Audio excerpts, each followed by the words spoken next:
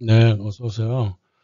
그 젠더 페미니즘이요, 미국에 가정에만 틀에박혀 살면서도 남자의 애정을 받지 못한 앵글로색스 여성들의 그 폭력적인 저항이다. 뭐 이런 말을 하죠. 그럼 거기에 플러스 알파로 록펠러 재단하고 UN 월가가 또 제약회사가 밀어붙이는 개인 간 분열, 남녀 분열, 사회 분열, 가족 파괴 뭐 이러한 목적도 갖고 있는 거에 한데 어울려 버린 거죠. 그래서 젠더 페미니즘이 탄생을 하게 된 겁니다. 청교도들이 다른 방식으로 저항할 수 있지 않았을까요? 저는 그렇게 폭력적으로 남성을 혐오하고 인종차별적으로 그런 식으로 페미니즘을 이끌 필요가 없다고 보는데 뭐 자기들로서 어쩔 수 없으면 어쩔 수 없는 거죠. 이거는 청교도 문화고 앵글로색슨만의 문화니까 그냥 인정하고 넘어가자고요. 근데 제 생각으로는 그런 그 엉망진창 페미니즘은 니네가 그냥 하면 돼. 응? 미국이 그냥 가져가 혼자 하면 되는데 그걸 왜 세계화 시키고 있느냐. 세계 어느 지역에서도 적용되기 어려운 페미니즘을 왜 적용하려고 난리를 치냐고. 스페인이 오냐 오냐 하면서 받아들여 주니까는 전 세계 사람들이 다 받아들여 주는 것 같아. 전혀 그렇지 않습니다. 반발이 너무너무 심하고요. 그러고는 그러니까 각 나라 문화에 따라서 페미니즘이 만들어지면 돼요. 여성의 목소리가 서로 다를 거 아니에요. 그 예전에 내가 한국 여성에 대한 영상을 한번 만든 적이 있는데 그게 럼블에 있던가 아마 그럴 거예요. 페미니즘 얘기가 좀 들어가 있기 때문에 좀 위험하다 싶어서 럼블에 넣은 것 같은데 뭐 거기서 한 얘기는 딱 하나밖에 없어요. 한국 여자 이기는 한국 남자 없다 이거예요. 한국 여성들이 어떤 여성들인데 말도 안 되는 앵글로색슨 청교도 여성들의 목소리를 빌어갖고 자기네들 목소리를 내려 그러냐고요. 왜 아무데나 혐오 문화를 심고 자빠졌냐고. 어디서 배워먹은 어? 버릇이냐고요. 이게 인터넷에서 막 쌍욕하고 막 남성 혐오하고 남자들도 반박하고 그렇게 못됐더라고. 한국에서 뭐 페미니즘 이름 건난 페미니스트 그런 사람 페미니스트 보지도 않아요. 자기 목소리가 있어야 페미니스트지. 다 미국 청교도 거기서 갖고 온 걸 갖다가 그럼 한국 여성들도 청교도적으로 살았어? 전혀 안 그랬어. 82년생 김지영 이것도 봤어요. 말도 안 되는 개소리를 적어놨더라고.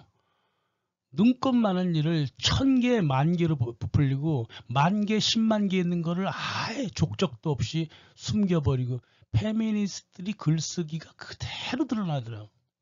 언젠가 페미니스트들이 어떤 방식으로 글을 쓰는지 제가 설명 한번 드릴 거예요. 개판이에요.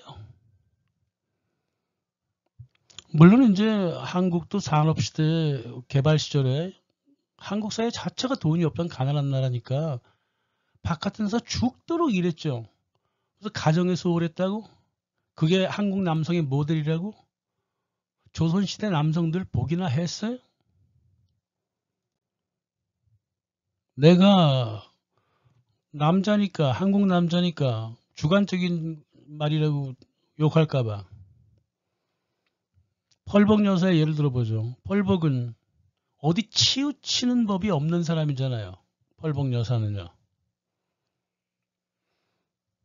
그 저기 일제시대 때부터 조선 여인들은 매우 관찰을 많이 했던 사람이고 1963년까지도 한국 여성들에 대해서 평가를 하면서 글을 쓰고 있었잖아요.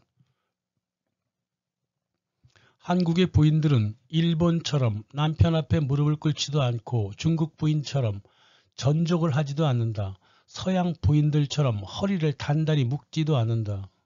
그렇다. 조선에서는 남편과 아내의 지위가 동등하고 아들이 컸다고 해서 어머니를 얕보지도 않는다. 이 펄벅 여사가 말이요. 뭐 큰 상도 받고 그랬던 사람이 뭐가 아쉬워서 한국 여자들하고 남편들한테 알랑방구를 꼈겠냐고요. 자기가 봤을 때 그렇게 보이니까 그렇게 얘기한 거잖아. 왜 이런 한국 여성들이 자기 목소리를 찾지 못하고 미국 여성들의 목소리를 한국 땅에 갖고 와서 목소리 흉내를 내고 있느냐고. 그 젠더 페미니즘이 프랑스에 들어왔을 때 1991년, 1992년 프랑스인들이 사뭇 놀랐어요. 무슨 저따우 페미니즘이 다 있어? 나 생전 처음 보는 페미니즘에. 그러면서 반응을 한번 살펴보자고요. 각 나라들마다 다 다른 종류의 반응이 있겠지만 프랑스를 대표로 하는 유럽 대륙의 여성들의 반응은 한국 여성들이랑 사뭇 달라요. 물론 한국 젊은 페미니즘을 받아들인 여자들을 얘기하는 거예요. 모나 오즈비 이렇게 얘기합니다. 영국 남자들은 바깥 일 때문에 여성들을 신경 쓰지 않았죠. 프랑스는 그러나 다릅니다. 절대 왕정은 사회 경무로부터 남성들을 자유롭게 해줬습니다. 그러니까 남성들이 여성들한테 관심을 주었죠. 여성의 만남의 주도권을 잡았고 정부도 좌지우지했습니다. 하지만 반면에 집에만 처박혀 있던 영국 여성들은 기괴한 방식으로 평등을 외쳤습니다. 남녀가 서로 견제하고 불신합니다. 프랑스랑 비교할 수 없어요. 프랑스에는 남녀 화합 문화가 있어요. 시모느 보바르가 되게 탐욕스럽게 날마다 미국 이야기만 하고 남녀를 서로 갈라치고 여성만의 단결, 시스터후드를 강조하는데 이게 모든 미국 사대주의를 끄집어 와서 그러고 있는 거다. 그러니까 모나우집의 설명대로 프랑스를 비롯한 유럽 대륙의 웬만한 여성 페미니스트들은 영국하고 미국의 헤게모니적이고 서로 헐뜯고 서로 물건 갈라치고 재산 재판 싸움 벌이고 SNS에서 서로 쌍욕을 주고 나누는 서로 남자와 여자가 서로 혐오하는 그런 적이 한 번도 없었다 그 말이에요. 유럽의 보통 여성들은 남성만큼 일을 했고요. 남성들은 여성만큼 가정에 충실하게 살아왔습니다. 신자유주의가 1980년대 유럽을 강타했을 때도 임금 삭감되고 복지가 정치되고 국가재정 너덜너덜해지고 구조조정해가지고 직원들 노동자들 막 쫓겨나갔을 때 낮은 임금으로 여성들이 직장으로 많이 진출을 했다고요. 물론 그 전에도 진출해 있었지만은 그래서 이제 여성과 직장 사이의 균형을 맞추려고 정부와 기업들이 노력을 했죠. 기업이 어떻게 움직입니까? 수익이 있는 쪽으로 가잖아요. 비용을 절감할 수 있는 쪽으로 가잖아요. 그러니까 임금을 안 올려줬어. 이게 전 세계 다 똑같아요. 신자유주의가. 임금을 오히려 삭감한 상태에서 인플레이션 그 이하로 계속 임금을 줘왔기 때문에 수익을 많이 얻었다고. 그러면 그 낮은 임금으로 데리고 들어온 여성들한테 뭘 해주면 좋을까? 가장 대표적인 게 출산 휴가 연장해 주는 거예요. 그래야지 부려먹죠. 그래갖고 출산 휴가 무슨 뭐 직장 나중에 다시 들어올 수 있게 언제나 비정규는 환영이니까 그렇게 여러 절차를 거쳐놨다 이 말이에요. 정규직이라고 해도 마찬가지죠. 인원을 최대한 인센티브하게 뽑아놨기 때문에 자리를 비워놔도 괜찮게 만들어놨다고. 기업이 뭐 바보 같아요? 철두철미하게 조직한 거지. 그래갖고 여성 복지가 쭉 늘어났다고. 페미니스트들이 뭘 했다는 거예요. 기업의 수익 활동에 따라 가지고 여성 복지가 만들어지는 거예요. 옛날에 그 남성 노동자들 가족 공제 해줬을 때 하듯이 열심히 일하라 그 말이에요. 그리고 가족 공제 해준 만큼 우리 직원들이 우리 물품 더 사라.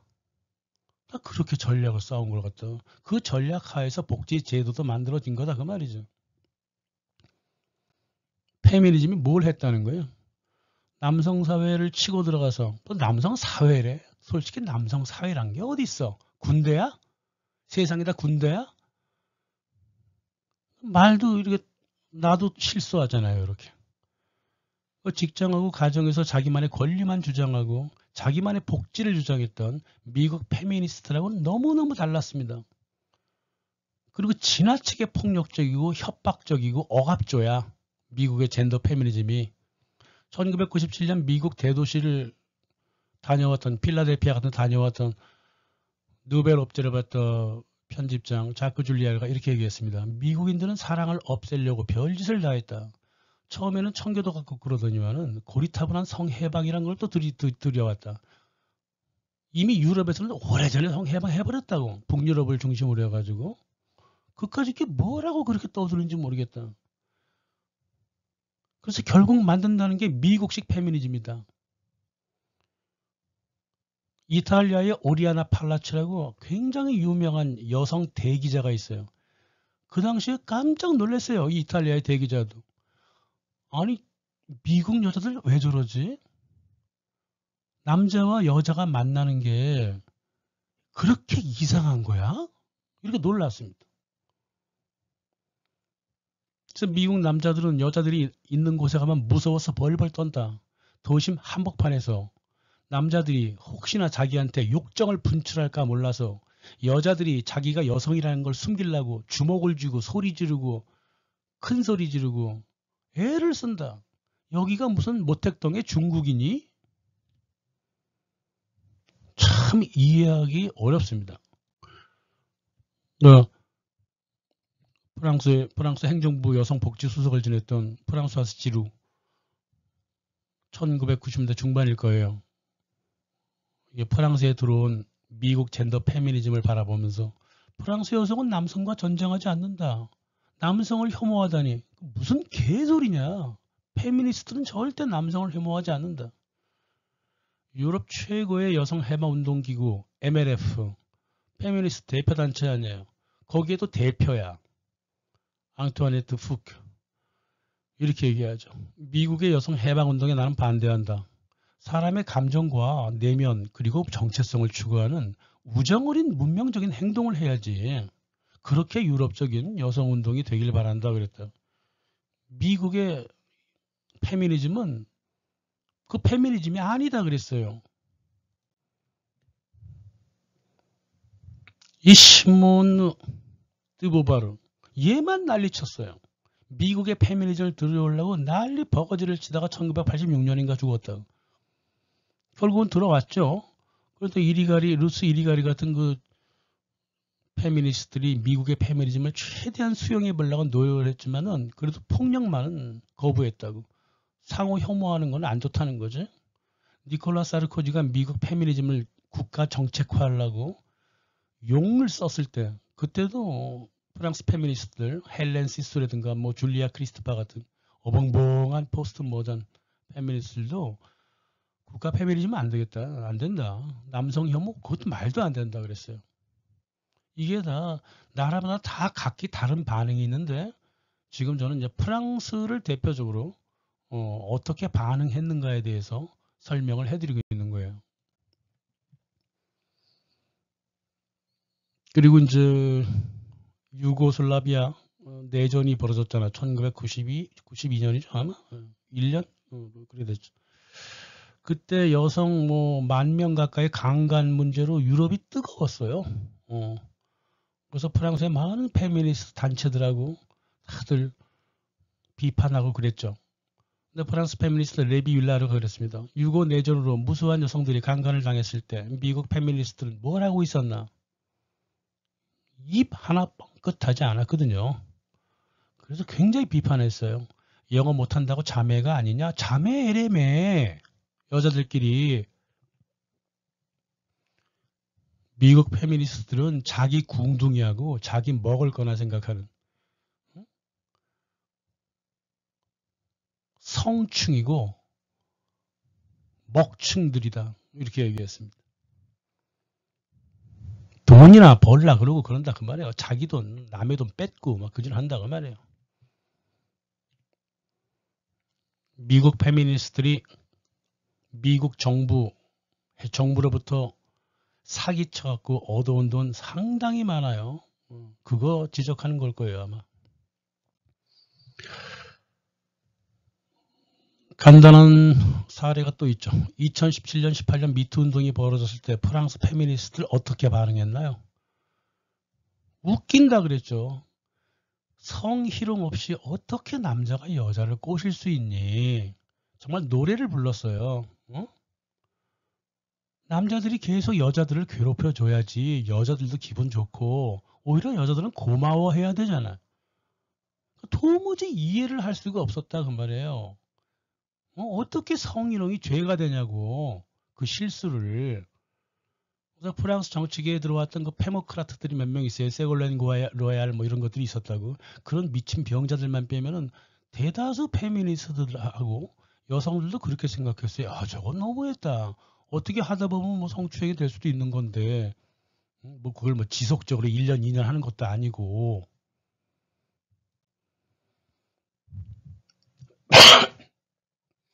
그래서 카트린 드니브하고 5명이 모여갖고 미투 반대 운동을 벌였단 말이에요. 그러면서 이런 얘기를 했습니다. 참 웃긴다. 성희롱이 어떻게 권력의 소살이니? 남자와 여자 사이면 언제나 벌어지는 게 성희롱이고 성추행인데 어떻게 그게 권력과 연관이 되냐고. 성적 유혹은 항상 귀찮아요. 우리 여성들은 이런 귀찮은 남자가 필요합니다. 성적 본능이란 게 원래 좀 공격적이잖아요. 하지만 우리 여성들이 바본가요? 성폭행과 서투른 그 희롱 같은 거 이런 정도는 잘 구분할 수 있다 이 말이야. 우리 여성은 바보가 아니다 그랬습니다. 그래서 뭘 좀 뭐 평등 운동을 하고 싶다면 임금 평등 같은 거는 매달릴 일이지 지하철에서 비벼드는 남자 그 성에 굶주려서 지지리도 못난 짓을 하는 그런 남자들이 뭐가 대수라고 그렇게 민감하게 반응하고 경찰이 움직이고 법원이 움직이고 그 지랄들이냐 그 말이에요. 까트린 드니브가 보기에는 참 웃겼다고요. 강간은 범죄다. 하지만 여자를 꼬시려고 어설프게 행동하다가 실수한 것까지 그걸 다 형법으로 다 밀어붙여버리면 어떡하느냐.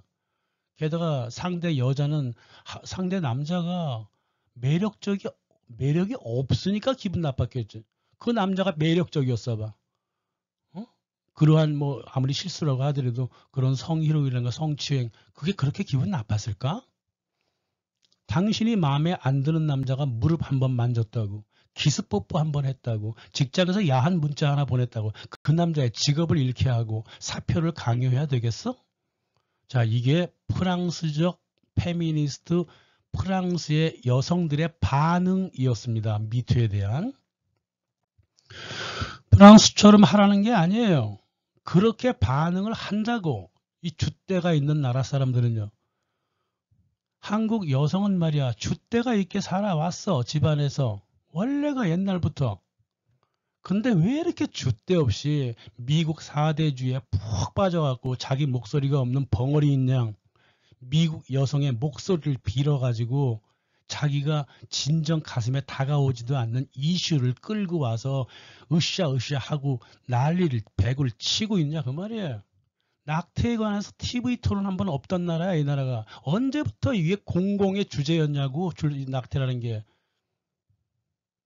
차라리 낙태가 너무 많지 않느냐 젊은 여성들 사이에. 그게 차라리 사회 이슈면 이슈지. 낙태의 죄를 묻겠다 안 묻겠다 이게 어떻게 이슈가 되냐고. 이건 모두 어디서 많이 봤던 거예요 내가. 미국에서 여자애들 저렇게 하고 나오잖아. 낙태 별짓을 다 했다고. 그거 따라가는 거였지 내가. 한국적 이슈를 들고 와야죠. 응? 한국 여성의 이슈를 들고 와야지 왜 미국의 이슈를 들고 오냐고. 낙태를 이슈화하고 싶으면 TV 토론이라도 한 번 정도는 있어야 될 거 아니에요. 세상에 이제 4대주의로 따라갈 게 없으니까 페미니즘까지 4대를 따라간다고. 에휴, 한국에서 언제 신채호 선생님을 편하게 놓아둘 날이 있을까 모르겠어요. 응? 이 4대주의로 철저하게 물들어버린 노예 사상이 정부 대통령부터 2살 어린 아이까지 한 몫으로 꿰뚫고 있는 나라가 이제 한국이다 그 말이에요. 참 저도 가슴이 아파요. 저도 신채호 선생이랑 친척이잖아. 내가 얼마나 가슴이 아팠을까 느낍니다. 저는 100년 전에 말씀하셨던 게 아니라 지금 느끼고 있다. 좀 그만합시다 이제. 4대주의 그만둬야 되겠죠. 정신을 썩게 만들어버리고 나라를 피폐하게 만든다고요. 4대주의는. 감사합니다.